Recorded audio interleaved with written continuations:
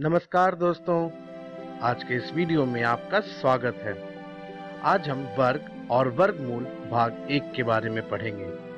आज के इस वीडियो में हम सबसे पहले यह जानेंगे कि वर्ग संख्या क्या होते हैं। इसके बाद हम यह सीखेंगे कि वर्ग संख्या या फिर कहें तो पूर्ण वर्ग संख्या के गुण क्या क्या होते हैं। तो आइए आज का पाठ्यक्रम शुरू करते हैं। सबसे पहले मैं आपको मोहन से मिलवाना चाहूंगा। मोहन भी आपकी तरह कक्षा 8 का विद्यार्थी है। वह यह अपने कक्षा का मॉनिटर भी है।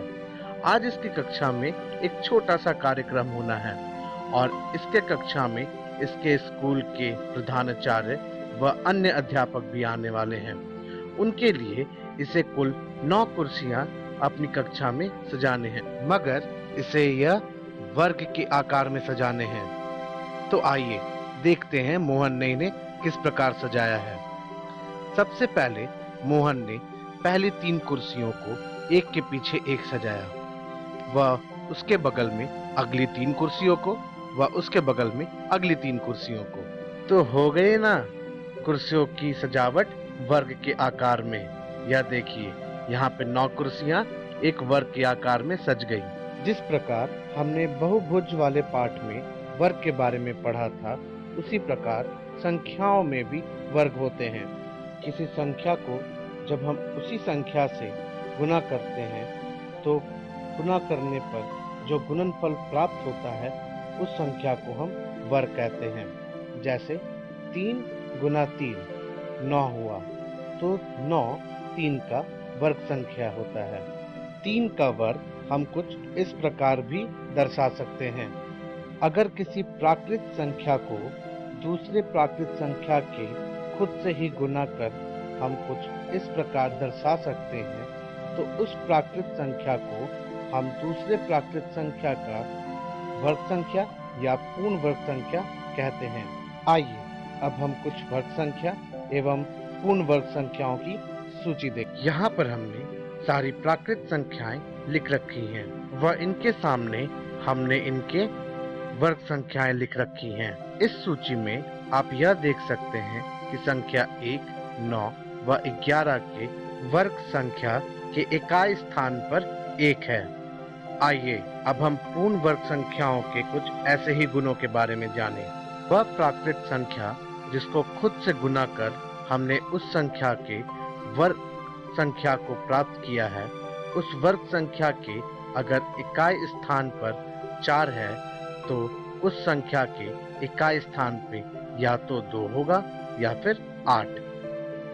ठीक उसी प्रकार वह प्राकृत संख्या जिसको खुद से गुना कर हमने ऐसा पूर्ण वर्ग संख्या प्राप्त किया हो जिसके इकाई स्थान पर 9 है, तो वैसे संख्या के इकाई स्थान पर या तो 3 होगा या फिर 7। इसी प्रकार वह पूर्ण वर्ग संख्या जिसके इकाई स्थान पर 6 हो, तो वह संख्या जिसे खुद से गुना कर वह पूर्ण वर्ग संख्या हमने प्राप्त किया है, उसके इकाई स्थान पे या तो 4 होगा या फिर 6। ठीक इसी प्रकार अंतिम में वह पूर्ण वर्ग संख्या जिसके अंतिम में 0 हो, तो संख्या जिसके खुद से गुना करने पर हमने पूर्ण वर्ग संख्या प्राप्त किया है, उस संख्या के इकाई स्थान पर 0 होगा।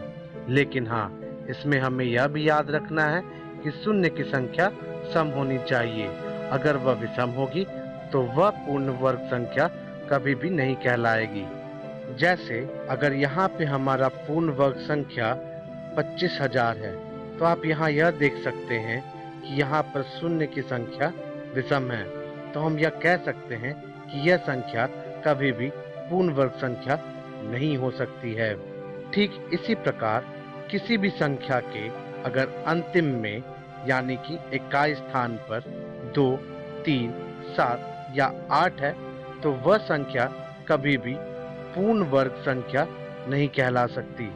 जिस प्रकार संख्याओं में क्रमागत संख्याएं होती हैं, उसी प्रकार पूर्ण वर्ग संख्याओं में भी हम कह सकते हैं कि क्रमागत पूर्ण वर्ग संख्याएं होती हैं। अगर मैं कोई भी 2 पूर्ण वर्ग संख्याएं लूं, जैसे मैंने यहाँ पर 1 व 4 लिया है, तो इन दोनों के बीच में आने वाली संख्याएं जैसे कि 2 व 3 हो, तो यह दोनों कभी भी पूर्ण वर्ग संख्याएं नहीं हो सकती।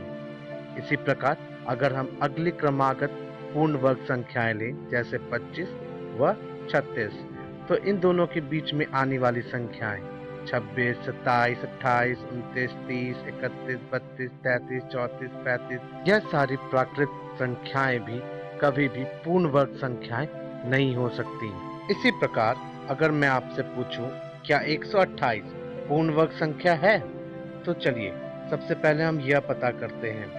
तो इसके लिए सबसे पहले हम सूची देखेंगे। सूची देख हम यह बता सकते हैं कि 128, 121 व 144 के बीच में आता है और यह दोनों पूर्ण वर्ग संख्याएं हैं।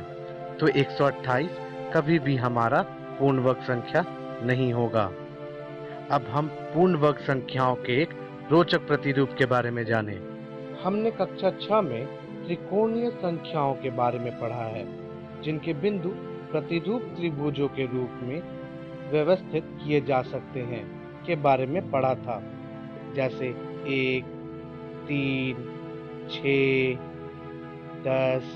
यदि हम दो क्रमागत त्रिभुज संख्याओं को जोड़ते हैं तो हमें एक वर्ग संख्या प्राप्त होती है, जैसे 1 जोड़ 3 हो गया कितना? जी हाँ, 4, और 4 भी एक पूर्ण वर्ग संख्या है। ठीक इसी प्रकार अगर मैं 3 व 6 को जोड़ूं, जो कि एक क्रमागत त्रिभुज संख्याएं हैं, तो इनको भी जोड़ने पर मुझे एक पूर्ण वर्ग संख्या प्राप्त होगी, जैसे 3 जोड़ 6 हो जाएगा हमारा कितना? जी हाँ, 9, और 9 भी एक पूर्ण वर्ग संख्या है। तो आशा करता हूँ आपको यह सारी चीजें बहुत आसान लगी हों और आप इसे याद रखें। तो आज के इस वीडियो में हमने सबसे पहले वर्ग संख्याओं के बारे में जाना और इसके बाद हमने वर्ग संख्या या बोले तो पूर्ण वर्ग संख्याओं के गुणों के बारे में सीखा कि किस प्रकार संख्याओं के इकाई स्थान को देख हम यह बता सकते हैं कि कौन सी संख्या पूर्ण वर्ग संख्या होगी और कौन सी नहीं। अब हम अपनी अगली वीडियो में सबसे पहले संख्याओं का वर्ग ज्ञात करना सीखेंगे और उनको किन किन तरीकों से ज्ञात कर सकते हैं यह भी जानेंगे। उसके बाद हम पाइथागोरस त्रिक के बारे में जानेंगे कि उसे हम कैसे उपयोग में लाते हैं। तो अब हम अपनी अगली वीडियो में मिलते हैं।